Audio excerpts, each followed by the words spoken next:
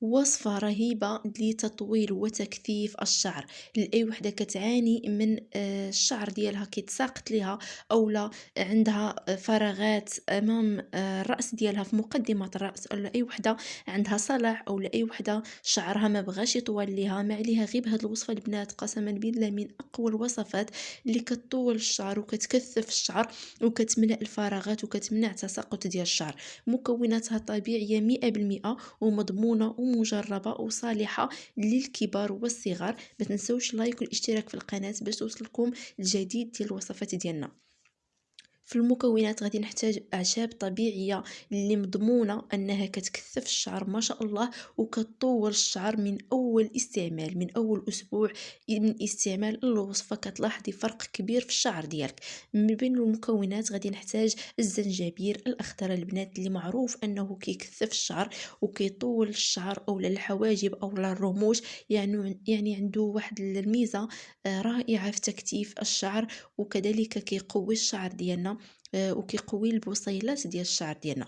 عندي كذلك اعشاب ديال الشعر اللي فيها بزاف د الاعشاب، غتمشيو عند العطار غيعطيهم لكم، وانا اكيد غادي نكون حاطه لكم جميع الاسماء الاعشاب على الصوره. فمن بين الاعشاب اللي متواجده كاين مرد الدوش، كاين كذلك البنات الريحان، كاين كذلك الزعتر، كذلك كاين اكليل الجبل اللي هو الازير، فهي من ضمن الاعشاب الرائعه اللي كتطول وكتكتف الشعر. هاد الوصفه البنات راه كذلك ممكن كاع ما تغسلوا شعركم، دهنوا بها الشعر ديالكم فقط بدون غسل. عندي الورد او الورد البلدي، هو هذا البنات الصغير اللي رائع في الشعر البنات، كيقوي الشعر وكيطول الشعر بسرعه. ما نسوش كذلك قشور الثوم، قشور الثوم الاحمر اللي خطيرة في تطويل وتكثيف الشعر، طبيعية ورائعة بدون ريحة بلا حتى شي حاجة. أوراق السدر الرائعة كذلك صالحة للشعر اللي كتعطي واحد ترطيب وتنعيم وتكثيف. منسوش بذور الكتان الممزوجة مع السمسم، بذور السمسم، زريعة الكتان مع الجنجلانة البنات، هانتوما راهم مخلطين بجوج في تما مخلطين بجوج، وكذلك الحلبة الرائعة في تطويل وتكثيف الشعر. هاد الاعشاب البنات رائعة من واحد الوصفة هندية اللي جربت انا شخصيا وعطتني نتيجة. من بعد الحمل ديالي كان الشعر ديالي تساقط بصفه نهائيه، يعني كنهز الشعر ديالي في يدي بحال هكا وكان كيطيح ليا بزاف، وكنلقى الفراغات ديال الشعر في الراس ديالي، كنلقى امام الراس ديالي خاوي ما فيه الشعر نهائيا. فانا درت معلقه من كل مكون، معلقه كبيره من كل مكون، معلقه كبيره من كل مكون راه كافيه انها تعطيكم النتيجه. من بعد داومت عليها المده ديال شهر، ما شاء الله شعري عند رجلي ما شاء الله بهاد الوصفه هذه شعري ولا كيوصل ليا عند رجلي بالطول ديالو بالكثافه والنعومه ديالو ما شاء الله.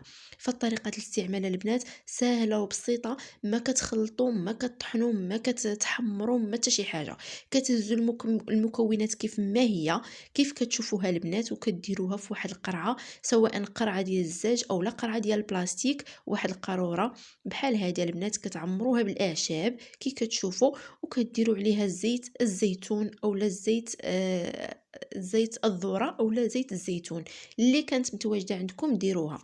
فمن بعد كتخليوها ليله كامله، عفوا 3 ايام الاولى كتخليوها في الظلام، يعني كتخليوها في الظلام لمده ديال 3 ايام، من بعد كتستعملوها كتشقوا بها شعركم، والنتيجه البنات راه رائعه والنتيجه مضمونه من اول اسبوع كتلاحظوا الفرق في الشعر ديالكم. هاد الوصفه صالحه للصلع، الناس اللي عندهم الصلع، الناس اللي عندهم الثعلبه، الناس اللي شعرها طاحت ليها وندمات عليها، الناس اللي كتهز شعرها في يديها وكتبقى تبكي وما كتعرف ما دير، البنات اللي قطعوا شعرهم وعجز ما بغاش ينوض لهم شعرهم، ما بغاش يطول لهم، الناس كذلك اللي عندهم الفراغات امام الراس ديالهم في المقدمه ديال الراس. هذه هي الوصفه ديالي البنات، هي هذه. شوفوا انا راه كانت عندي القرعه كبيره، مع الاستعمال ديالها الدائم ولا فيها غير شويه، فانا هنايا دائما كنستعملها مداومه عليها، مازال شعري طوال ليا ومازال كنستعملها مره مره. هاد الوصفة البنات غترحموني وغتشكروا لي عليها الوالدين، لأنها فعلا نقدات شحال من واحد من الصلع ومن الثعلبة وطولات الشعر ديال شحال من وحدة بالاستعمال ديالها. داوموا عليها لأنها فعلا كتستحق النتيجة رائعة. في الأسبوع الأول كتشقوا بها الشعر ديالكم البنات ملي كتبغيو دوشوا وكتغسلوه صافي. هذه هي الطريقة الاستعمال ديالها. شي مرات كنديرو نديرها لشعري وما كنغسلهاش، كنخليها لمدة ديال نهار وما كنغسلهاش حتى اليوم الثاني عاد كنغسلها. النتيجة ديالها رائعة البنات، جربوها. كتطول الشعر وكتكثف الشعر. ما تنسوش لايك والاشتراك في القناة.